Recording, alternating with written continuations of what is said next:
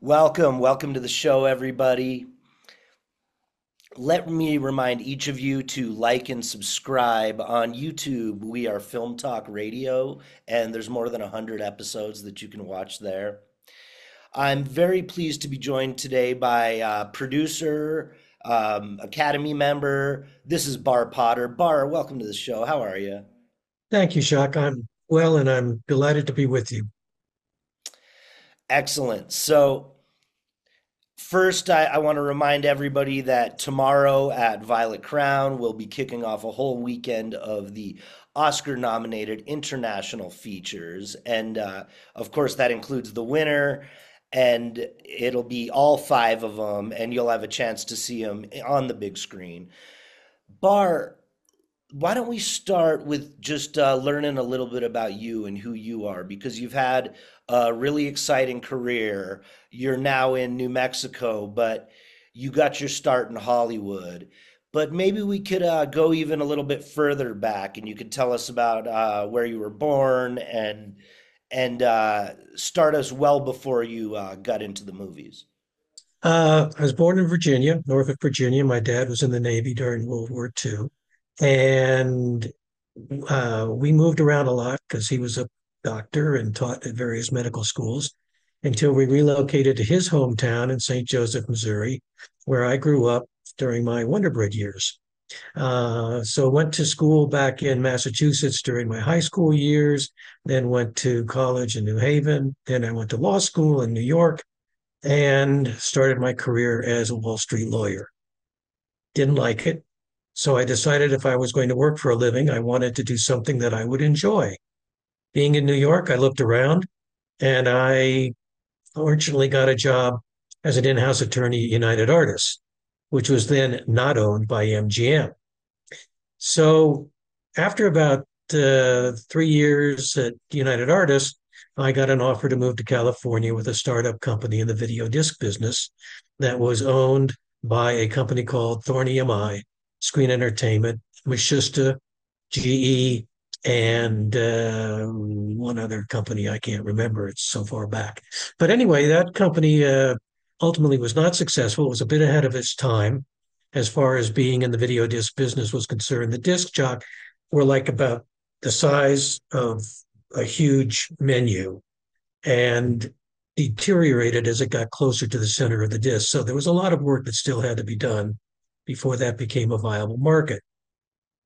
After that brief relationship with the company in Los Angeles, which was 1981 to 83, I think, I got involved with a company called Largo Entertainment.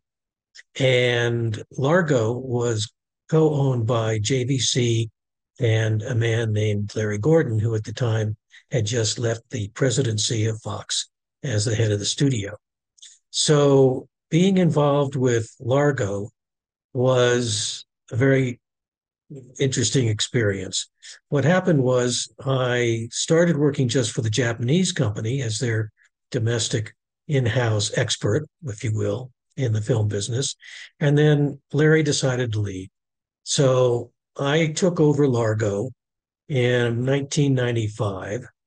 And of course, there's the speculation that Largo was the name Larry picked for Larry Gordon Largo, et cetera. But nonetheless, I took it over and converted it from a production distribution company to a foreign sales company. I don't know if you're familiar with the difference about those two different. Well, I was going to ask you, was it a hostile takeover? Oh, no, Larry left. He just didn't enjoy being in business with a partner after being a studio head where he could just flick his finger and everything would happen. He didn't like having a partner, so he just decided to leave. And when he left, I was left with the responsibility for getting Time Cop into the marketplace. That was the first film that I took over and had to learn how to work with a studio to distribute what became a number one box office hit at the time. So, not knowing a lot about distribution, I relied heavily on the studio to help us to put that out into the marketplace. But once I settled into the job and converted it to a foreign sales company, what a foreign sales company does is it doesn't finance movies. It doesn't distribute movies. What it does is it acquires rights in a film to allow it to sell those rights to foreign companies that are in the production and distribution and exhibition business. So throughout my tenure as the chairman and CEO of Largo, I was involved with 20 feature films and sold them to all of the territories around the world at markets like Cannes and the London markets and Milan and the American film market every year. So I got a real feel for the my foreign counterparts, what people liked in foreign films, and what films that I was doing would work in the foreign markets. And sometimes there were some interesting hurdles you had to jump over. For instance, I had the best head of sales and marketing in the independent world as far as I was concerned. And we found out through his experience and then mine firsthand, there are some countries that have peculiarities of what kind of films they actually want to buy from me. So one thing I learned was at the time, the South Koreans didn't like movies with men in hats. Now, I don't know why that's the case, but we had a difficult time. We had a difficult time finding a buyer for Mulholland Falls. Now, you may remember Mulholland Falls with Nick Nolte. That was a film in about the 50s, and all the men wore hats. So we finally made a deal with a South Korean distributor, but that was a surprise to me. So you learn as you go, and the foreign market is quite fascinating. But in 1985, I became a member of the Academy.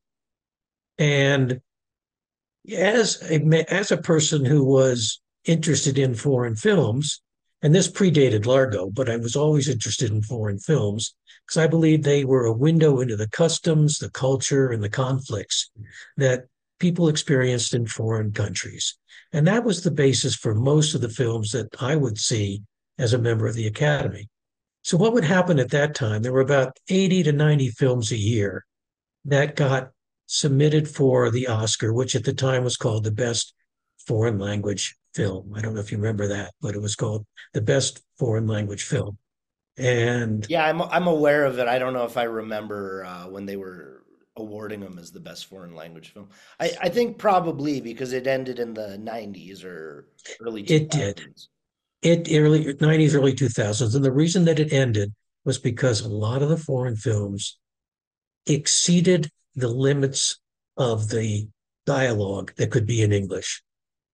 And once you exceed that limit at that time, you couldn't be considered a foreign language film. So this would eliminate the Brit films, the Australians, the New Zealand. So it got to be they had to call it the best international feature film, and then any country outside the U.S. could submit a film for consideration, like Kneecap, for instance, that came in through the would have come in through the British submission. So anyway, once those films got into the Academy during the award season, Academy took those 80 to 90 films and split them into four groups. And the four groups would then each look at about 20 films or so and score them on a scale of 7 to 10. After all the viewing had been done, the Academy would tally up the scores of each of the films, and the 10 that scored the highest would then be submitted to another select committee that would choose the five that would be submitted as the official nominees. So that's sort of a breakdown of how that process worked. And I did that for several years. So for me, I was just always interested in what was going on overseas. And I had to be ultimately because of what I was doing with Largo. So that gets us to the situation where I was viewing films that I knew at the time would never be seen by many American viewers. They weren't big for television. There was no streaming. They would never get theatrical release because there was no audience. So I just thought, this is a shame. These are wonderful films. These are excellent films made by talented filmmakers. They have a message or they have a story that I think would resonate with American audiences. So I began to formulate in my mind, how could you get more people to see these films? And that's when I began to think about the possibility of curating a special event that would focus solely on the five nominated films for best foreign language, or now best international film. Bar, you had told us a lot about how you came up and got your start as a corporate lawyer and moved into uh, foreign distribution and then into, or foreign sales, excuse me, and then eventually you're now in LA and you're cooking up what would eventually become this program that we're doing at Violet Crown. So please let's go all the way back to your career in Los Angeles and your um, producing, but you've also got this idea about packaging the international features. Well, that's I hadn't quite yet entered into my producing phase.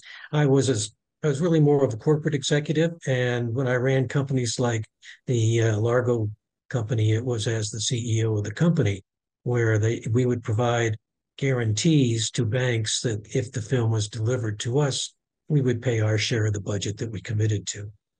And that's where I got all of my executive producer credits.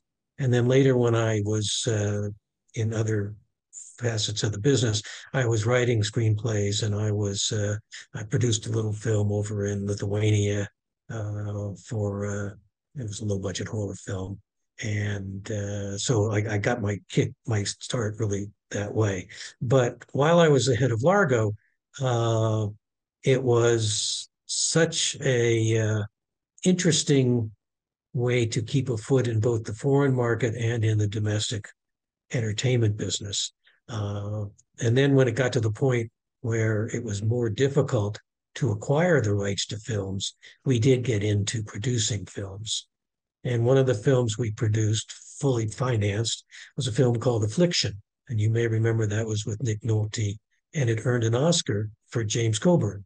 So I guess I'm in a sense an Oscar winner. I mean, I hope that's not too big a stretch, but that was a very interesting experience because then we were totally responsible for the entire budget. But there was a time when being the co-financier did not necessarily give me more rights to how the film was made than it should have. For instance, if you'll forgive the digression, but I think it's an interesting little anecdote. Um, I agreed to co-finance with Disney G.I. Jane, which is now, again, I guess, part of the zeitgeist and the history of uh, Demi Moore's career. And at that point, she was a huge star. She had just come off Striptease. And in the foreign market, they were just drooling to get the next Demi Moore movie. So I agreed to put up two-thirds of the budget, and Disney would put up a third. But that didn't give me that gave me bragging rights, but that didn't give me any control over the film. And I remember it was in production when Ridley Scott, the director, was shooting in North Africa.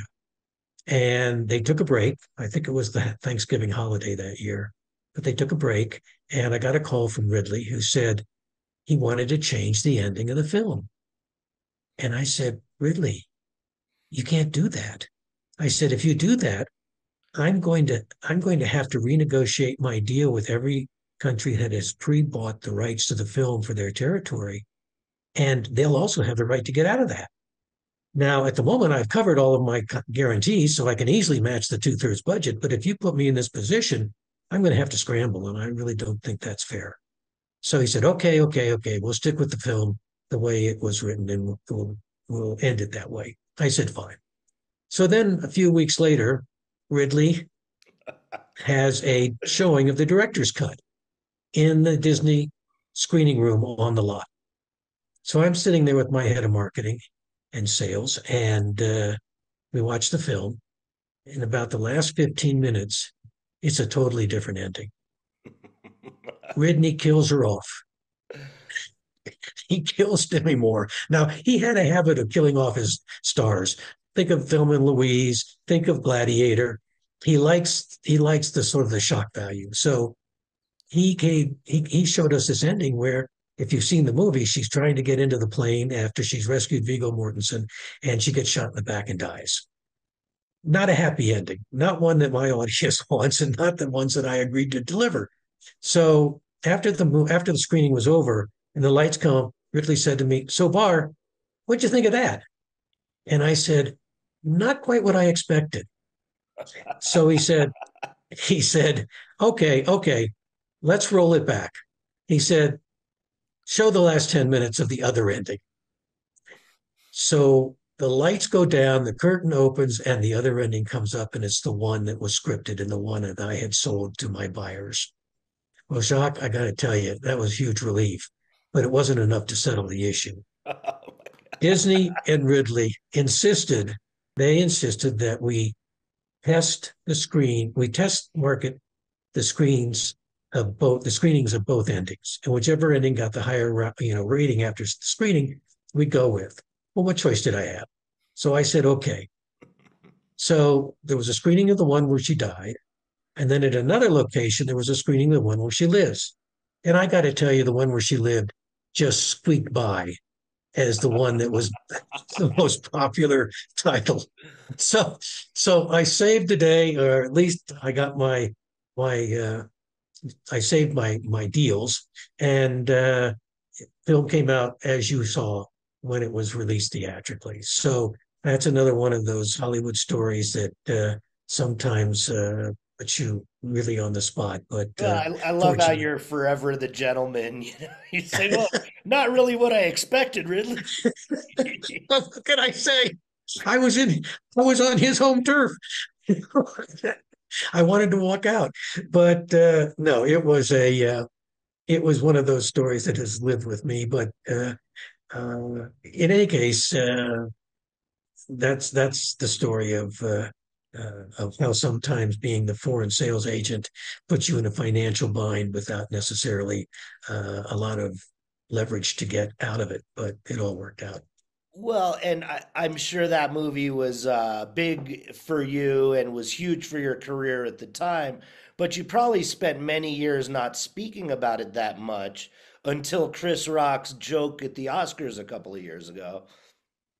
Well, that revived people's interest in G.I. Jane for sure. And I've got a poster of G.I. Jane hanging in my office here. I don't think you can see it. It's the Yeah, first for film, those of you listening on the radio, he's got Time Cop and then another one behind it, and White Squall, and White then Squall behind it, and then G.I. Jane. G.I. Jane. So yeah, it didn't resonate. It didn't need to be discussed because it wasn't relevant at the time. And now it's back. And I was disappointed that Demi Moore didn't win Best Actress for her performance in The Substance. But that's the Academy. That's the Oscars. You never can tell. Yeah, I really liked Mikey Madsen in Honora. I don't know what it is, but if they're not from New Jersey and they can do the New Jersey accent, I'm just like, hand them the Oscar. They've done it. They did it. No, that's true. And Honora was certainly, I think, a bit of a surprise hit, but it succeeded well at the Oscars, and so did the films that we're showing over the weekend. I mean, I was just so pleased. I must say, I have never in my career seen the category of international film earn 4 Oscars. We have got an incredible slate of films to offer up to the viewers. I mean, it is well worth the time to see one at least. Bar, I've really enjoyed these anecdotes so far. I'm enjoying hearing about the work that you've done. Can you tell us a little bit more about what happened following G.I. Jane? Where did you go from there? Well, G.I. Jane was the beginning of my stint with Largo Entertainment as the head of the company, as opposed to representing the previous Japanese shareholder. And it was a wonderful ride. I mean, as you probably know, Jacques, the film business can be very crazy and unpredictable. I learned a lot because when I went into Largo to change it, I'll tell you a little anecdote. as I mentioned in a previous segment, it was co-owned by JVC, the electronics company, the huge Japanese electronics company, and Larry Gordon. And then when Larry left, it was their JVC's sole investment. And they asked me to create a model that would work because the business model for Largo before I took it over was production and distribution. Very expensive business model. So I took a little time to convert it to a foreign sales company, which meant that we did not have to put up cash. We put up guarantees for the rights, sold those rights overseas to every territory in the world. And then they took, the producers took those guarantees and used them as collateral to get financing for their films. So that's pretty much the business model that I created. And When you it, say every country in the world, is that 150 countries? How many you're talking? well, every country in the world that has a active film business. I mean, and sometimes, I mean, it wouldn't be there wouldn't be much sales in on the African continent, but Europe, Asia, and the Pacific, and those were all the countries that would be more interested in the films and that could afford them. I mean, they had to pay a price, and the prices were determined as a percentage of the budget that we felt each territory could justify. So that was pretty much the model. And of course, there was always a little extra built in there for a profit for the company. We weren't we weren't operating as a not for profit. But after a while, the Japanese partner decided that they want to get out of the film business, and it was upsetting. It was disappointing, but they owned the company, and if they wanted to close it, then that's fine. So around the early 2000s, Largo closed, and I just had a series of various uh, relationships. I went back and practiced law for a little while with a company that represented the creative folks in the animation business. So that gave me a good understanding of how that operated.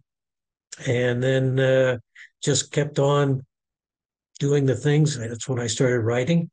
I've written about, I would say, maybe close to 20 scripts. And I've gotten one of those, as I mentioned, produced in Lithuania called War of the Dead, a low budget horror movie. And lots of anecdotes about that as well, because I was on the front lines while it was being made. Wow. But now it's been a while, and just decided that the film business was crazy in Los Angeles. Living in Los Angeles was crazy. So after 40 years in the desert, I decided to move to New Mexico. And I have to tell you, that was a great decision. My wife and I love it. We live in Albuquerque. And it wasn't until I moved to New Mexico that I could actually realize and bring to fruition this idea of curating this special event. And I'll give your listeners a little background on that. I came to Albuquerque in 22. Uh, and one of the first people I contacted was an old classmate of mine from prep school named Joe Sheps. And Joe owns Inn on the Alameda, which I didn't really know enough about before I reconnected with him when I moved to Albuquerque. But Joe was also very involved in the film business in earlier days. He was on I think he told me he was on the New Mexico Film Board, and that he was one of the two backers who revitalized the Lensic Theater. And he was really interested in what I had been doing because he'd like to get back involved in some way with the creative community. So I told him I had this idea and he liked it. And then he said, let me see if I can get you in touch with other people. So through a series of referrals, I wound up meeting you. And we had a very enjoyable lunch, and I pitched my idea. You sparked to it, and you said, I'm going to talk to Bill Banowski. He owns Violet Crown. And if he likes this idea, then maybe we got something we can go forward with. So you and I met with Bill after you told me he was very excited about being involved. And there it And was, we my had three-legged. Dr. Peppers at the lunch, and then when we met with Bill, we had Dr. Peppers again, I think. Well, Dr. Pepper is now my favorite beverage. But no, I now had my three-legged stool. I had a hotel which could house the celebrities if they elected to come to the screenings and promote their films. Then I had a film festival that was willing to be involved as the sponsor of the event. And then we had a venue where we could show the films. I mean, it almost seemed too easy, but everybody was so enthusiastic and anxious to be involved that I sort of thought, well, this couldn't be better. I couldn't have imagined it being this convenient or what I don't want to say easy, but just Yeah, you this put much. together a good group of guys, I think, and the rest Yeah, is history. yeah. And I got to tell you, if it weren't for that group of guys, this would still just be an idea floating around in my head after, being formulated decades ago. So for that, I want to thank you. I want to give a shout out to Joe Sheps, who owns the Inn on the Alameda, and to Bill Banowski for his enthusiasm about showing the films at his cinema. So that's sort of how this all came together in a very short period of time. Yeah, I'm very pleased about the way it came together, and I think the audience is responding positively, so it'll be the kind of thing we do each year. I am very excited for the response from the audience for I'm Still Here. I think it's already sold out or nearly sold out. So do jump on a ticket to that one if you get the chance. And then, of course, Seed of the Sacred Fig was one of my favorite films of the season, if not my very favorite. I When I met Mohammed Rusalev in Telluride, I got to tell him that I thought the ending to it was reminiscent of North by Northwest, and he thought that was a very gracious compliment. I got to agree with you. I've seen the film and I couldn't agree more. It was it was very reminiscent of that. And so these international films, I think, are just in a lot of ways the greatest because they're not bound to the US system or the sensibilities of a US audience, but often it's a strange artist from a different land and they're making something that really pushes the limits of your mind and your imagination. So it makes a very ripe creative canvas for us to get this audience excited about it. And let's not forget that sometimes these filmmakers do this at great risk to their personal safety. I mean, you mentioned Seed of the Sacred Fig. Well, that director is in Germany because he's afraid of the repercussions that might await him if he goes back to Iran. And it's just a sad situation that some regimes, some countries don't support the filmmakers, but when it's really focusing a light on their conflicts and culture and customs that are not understood by the Western world, it could create a very difficult environment for shooting. So he was, I think he was just a brave person to have even made that movie and then gotten it into circulation. Bar, I'm so excited about the win for I'm Still Here. I know a lot of people wanted Fernanda Torres to win for Best Actress, but the film did take Best International Feature, and that's not just a exciting moment for the director and the team from I'm Still Here, but also for the country of Brazil. It's their first Oscar win, or the first time a Brazilian film has won Best International Feature. And then it has some historical significance as well, linking to the forced disappearances, one of the cruelest acts of the regime. And the body of Rubens Paiva was never found. The five military officers charged with torturing and killing him, they benefited from a 1979 amnesty law and were never brought to justice. But I'm Still Here has had an impact. This is from Mother Jones, leading Brazilians to protest outside the houses of the perpetrators of the dictatorship era crimes. It's also led to revisions to the death certificates, including that of Rubens Paiva, to characterize the cause of death as unnatural, violent, and caused by the Brazilian state. And this month, Brazil's Supreme Court decided to revisit whether to revoke the amnesty for the officers involved in the case of Paiva and two other opponents of the regime. So I think that's one thing that a movie can do when it's at its best is right a wrong in history or change a law or free someone who's imprisoned, like we saw recently with the Leonard Peltier documentary, shedding light on Leonard Peltier. Yeah, this just reinforces my previous comment, Jacques, that foreign films give you an insight into the customs and the cultures and the conflicts of foreign nations. And this is, I Am Still Here is based on a true story as you laid out the facts. So it's a powerful film, and will I think it may even have an impact on the judicial decisions that the court renders. It's now in the hands of their Supreme Court. And word is that if it won an Oscar, they might rethink what they're doing down there. So very powerful, and just shows the what film can do. And yes, since it's now one, I think we can keep an eye on that story and see how it develops.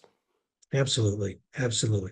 And by the way, kudos to the film festival for showing a lot of these films in its run last October. So now we know who the winners are, and now we know how exciting these films can be. And we hope the audience will really embrace them. And as you said, the tickets are selling out, and it's such an outstanding lineup of films, especially to launch this type of an event sponsored by the film festival that may be an annual recurring event that will bring more of the finest films from overseas to the audience here in Santa Fe. I think it will, and I think we're in for a very exciting weekend. Bar, what were some early foreign films that you connected with as a young man? I think it's been since that was the time when you first fell in love with foreign films, or did it happen later? No, I think it really happened once I got into the academy. And then I had a sort of a real baptism by fire because the screening process for the films that were submitted by the foreign countries, it was very intense. You had to watch 20 films. They'd screen two at a time, have a little break in between the films, and the buffet dinner or lunch, depending on when you screen them. So Oh, it in was those really days you there screened them in person at a theater, not like at the Academy Theater in on Wilshire in Beverly Hills. Yeah. So it was always an exciting event because I didn't know what I would see. I didn't know who I would see there. It wasn't for the directors of the cast. It was just for the members of the Academy who had volunteered to screen the films. Did you run into anybody memorable there on Wilshire at the Academy screenings? No, but we were at one screening when all of a sudden the word got around that Obama's motorcade was going to drive past the Academy on Wilshire Boulevard. So everybody raced out of the Academy to stand on the street corner to wave at a limousine that had blacked out windows at night. So it didn't we were just enthusiastic about that. But other than that, it's you met a lot of industry high profile executives and creative people at the Academy because it's made up of members of the entertainment community, but including actors. But for the foreign films, it tended to seem that it was more participation from the non-acting side. Can you recall any of the early ones that sparked your interest or got you excited when you were screening for the Academy? Yeah, there was one, and I'm going to mess up the name of the title. It's Behind Their Eyes, or it was a South American film. It might have even been Brazil, And it was just a fascinating story. It was not based on true facts, as far as I know, but I was just totally intrigued. Then there was a Japanese movie about an event in their history involving a war. And I thought that was extremely well done.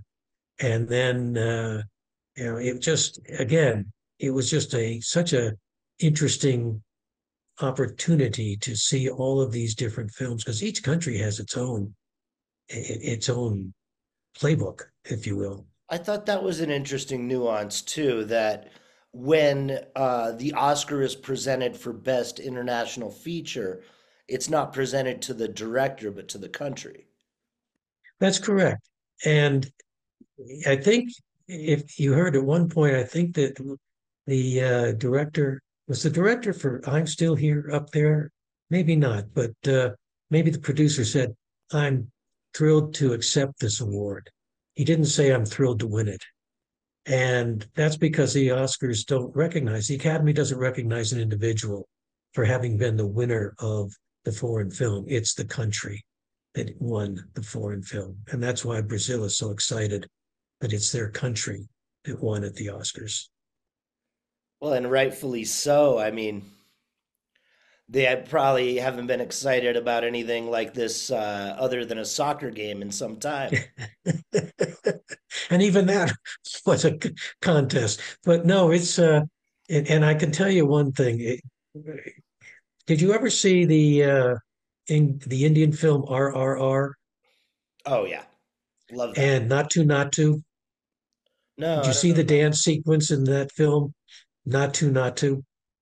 It won best song. It won best song at an Oscar about 4 or 5 years ago, and it just drove the Indians into a frenzy. They just loved the fact that something from their Bollywood studios could win an Oscar. So these are big deals to the foreign community, and it's such a pleasure to see people just embrace the win and benefit from it.